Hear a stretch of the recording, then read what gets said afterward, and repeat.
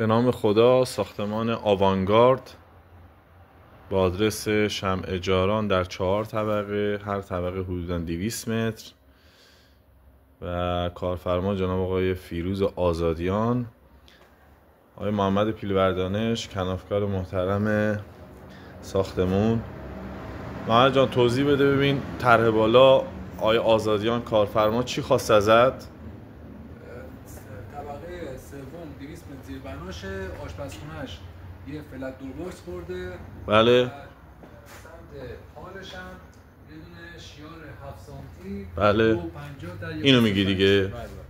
خب قرینه یا همین رو هم ظاهرا تو اون قسمت داری میزنی دیگه. اینجا ان شاءالله فردا اجرا میشه این قسمت. درسته؟ بعد این آشپزخونه‌اش حالش چی؟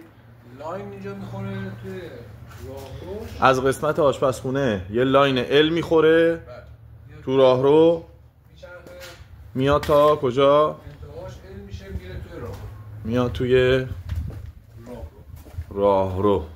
اتاقاش هم یه فلته. بله. و لاین آشپز، این اتاقاش هم فلت دورباکس با لاین. این فلت دورباکس، بغل فلت دورباکس، این هم دورباکس. ساختمان آوانگارد شمع جاران با ویوی دریا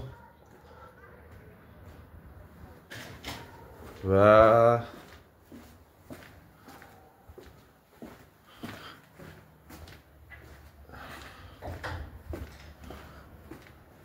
این هم جناب آقای محمد پیلوردانش طبقه آخرش رو تمام کرد. ایشالله طبقه برنامه فردا چیه آقای دانش؟ لاین و شیاراشو در بیاریم با خود و شنبه بریم دقیق کنیم.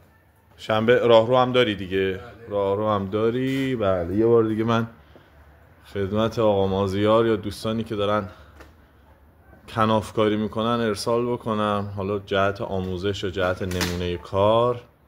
یه طرح فلت با آشپزخانه دورباکس و شیار قسمت بله حال پذیرایی که اینجا یه مستطیل خوشگل میخوره، قرینش اینجا اجرا میشه و از قسمت آشپزخونم یه ال قرینه میخوره تا راهرو و به طرف اتاق خواب. حالا از بیرون ساختمونم من یه فیلم میگیرم که 4 طبقه مشخص بشه. یا علی خدافظ.